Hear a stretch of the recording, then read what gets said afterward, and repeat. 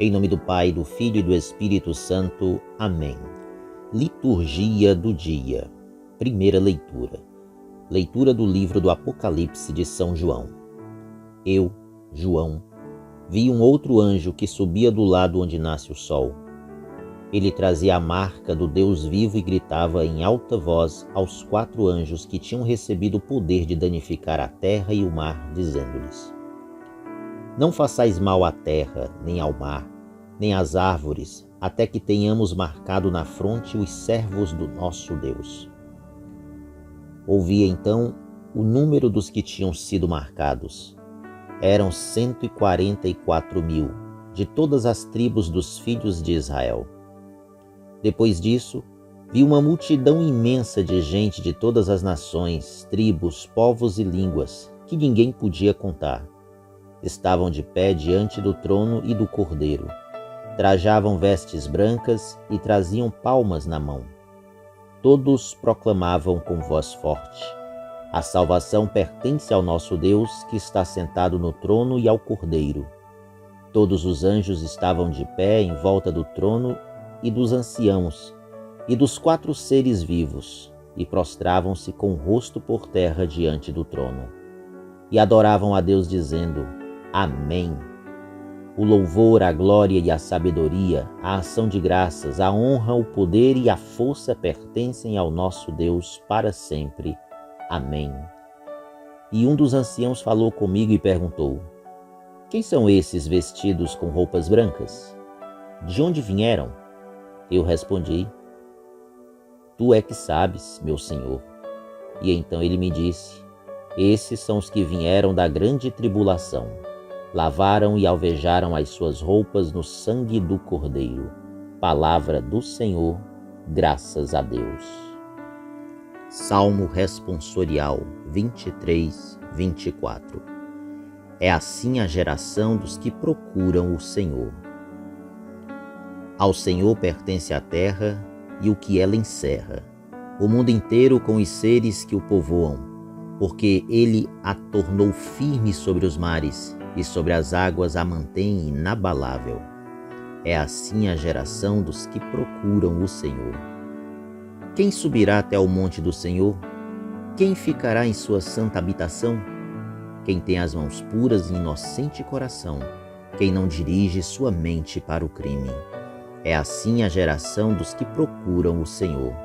Sobre este desce a bênção do Senhor e a recompensa de seu Deus e Salvador.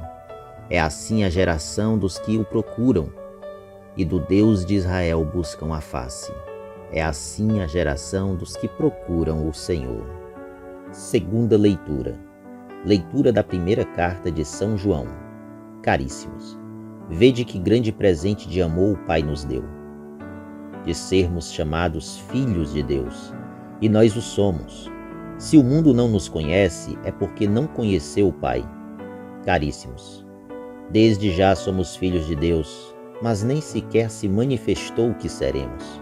Sabemos que, quando Jesus se manifestar, seremos semelhantes a Ele, porque o veremos tal como Ele é. Todo o que espera nele purifica-se a si mesmo, como também Ele é puro. Palavra do Senhor, graças a Deus. Evangelho de Jesus Cristo segundo Mateus. Naquele tempo, vendo Jesus as multidões, subiu ao monte e sentou-se. Os discípulos aproximaram-se, e Jesus começou a ensiná-los. Bem-aventurados os pobres em espírito, porque deles é o reino de Deus. Bem-aventurados os aflitos, porque serão consolados. Bem-aventurados os mansos, porque possuirão a terra. Bem-aventurados os que têm fome e sede de justiça, porque serão saciados. Bem-aventurados os misericordiosos, porque alcançarão misericórdia. Bem-aventurados os puros de coração, porque verão a Deus. Bem-aventurados os que promovem a paz, porque serão chamados filhos de Deus. Bem-aventurados os que são perseguidos por causa da justiça, porque deles é o reino dos céus. Bem-aventurados sois vós, quando vos injuriarem e perseguirem e mentindo disserem todo tipo de mal contra vós por causa de mim. Alegrai-vos e exultai, porque será grande a vossa recompensa nos céus. Palavra da salvação, glória a vós, Senhor. O Deus da esperança, que nos cumula de toda alegria e paz em nossa fé, pela ação do Espírito Santo, estejam com todos vocês, meus queridos irmãos e irmãs. Neste domingo, festejamos a Sagrada Liturgia em honra a todos os santos e santas de Deus. Nesta solenidade, celebramos a memória daqueles que, voltados inteiramente para o Senhor, deixaram família, bens e pertences, ou deram a própria vida para unir-se inteiramente com o Pai Celeste. É uma forma de recordar a cada um de nós que a santidade é possível. Operando na caridade e na graça de Deus, cada cristão pode fazer de sua vida uma autoestrada para o céu. A primeira leitura mostra uma multidão de homens e mulheres marcados com o sinal de Deus. São os que responderam livremente ao chamado de Deus para serem amigos e amigas do Senhor. Revestidos da vida nova em Cristo, aproveitaram o tempo sobre a terra para, com os olhos fixos no Senhor, passar por cima das tribulações desta vida, buscando vencer a sedução do pecado. Essa visão e as palavras de Deus nos mostram que os que vieram da grande tribulação são aqueles que seguem de perto os passos de Jesus. Essas pessoas tiveram suas vidas transformadas pela salvação concedida por Cristo. São resistentes ao mal e completamente leais a Deus. Elas são resolutamente honestas e não mentem. São como fala o Salmo responsorial de hoje. São os que têm mãos puras e inocente coração. São aqueles que não dirigem sua mente para o crime. Elas não fazem exigências a Deus, nem pedem nada em troca, apenas retribuem o seu amor. No desempenho de seus deveres, são capazes de exaltar a Deus, dar testemunho dele, estar de acordo com ele e trazer os outros diante dele. Não reclamam, obedecem a Deus até a morte e dão belo e retumbante testemunho. Independentemente das provações e tribulações que enfrentem, são sempre capazes de permanecer firmes nas palavras de Deus e no cumprimento do dever de filhos seus. É sobre isso que trata a segunda leitura. Vede que grande presente de amor o Pai nos deu, de sermos chamados filhos de Deus. Como cristãos, nossa autoestima é baseada no fato de que Deus nos ama e nos chama de filhos. Saber que somos seus filhos deve nos encorajar a viver como Jesus viveu e a nos relacionarmos uns com os outros como irmãos. O versículo 2 nos diz que durante a nossa caminhada em Cristo vamos nos tornando reflexos de Deus.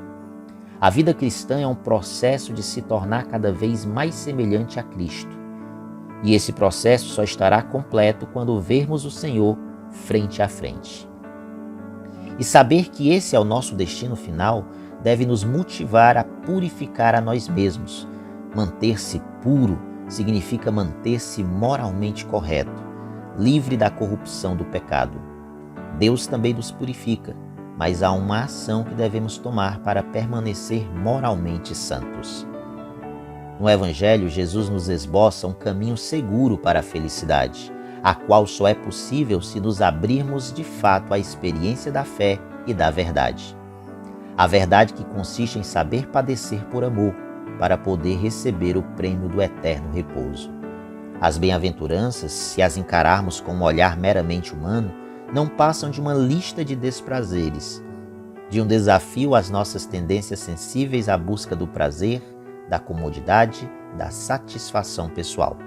Somos convidados a, pela fé, enxergar que por trás da pobreza, da mansidão, das injustiças pacientemente suportadas, das perseguições, etc., pode haver uma fonte de alegria e felicidade. São as tribulações que devem ser superadas. Claro que é possível aprofundar-se melhor em cada uma das bem-aventuranças e tirar uma bela mensagem, mas por agora importa-nos saber que a primeira bem-aventurança é a mais importante.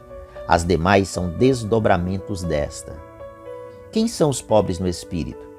São aquelas pessoas nomeadas nas demais bem-aventuranças, ou seja, os aflitos, os mansos, isso é, os humildes, os que têm fome e sede de justiça, os que não têm terra, e também os que são misericordiosos, os puros de coração, aqueles que promovem a paz e os que são perseguidos por causa da justiça. Observemos que tanto em relação aos pobres no espírito, que é a primeira bem-aventurança, como aos perseguidos por causa da justiça, que é a última, fala-se do mesmo prêmio. Deles já é o reino dos céus. Portanto, temos o mesmo grupo de pessoas, os pobres, os pequenos. Aqueles que, semelhante a Santa Teresinha, sabem que o que agrada a Deus em minha pequena alma é que eu ame a minha pequenez e minha pobreza. É a esperança cega em sua misericórdia. Pobre em espírito é aquele que tem o espírito vazio de si próprio, a ponto de reconhecer sua pequenez e pedir humildemente a Deus que ocupe esse vazio do seu espírito. Não importa se a pessoa é rica ou pobre de dinheiro, pois não é impossível para o pobre ser arrogante, nem para o rico ser humilde. O reino dos céus é destas pessoas, porque são estas que se permitem ser preenchidas no seu vazio pelo próprio Deus. São estas pessoas que espalham as sementes do reino dos céus em forma de amor. E os frutos desse reino são consolo, terra partilhada, fartura, misericórdia, contemplação de Deus e filiação divina. E ser filho e filha de Deus é agir à sua imagem e semelhança, isto é, ter as mesmas atitudes de Deus. Louvado seja o nome de nosso Senhor Jesus Cristo, para sempre seja louvado. Que pela intercessão de todos os santos e santas de Deus, desça sobre nós a bênção do Deus Todo-Poderoso, Pai, Filho e Espírito Santo. Amém.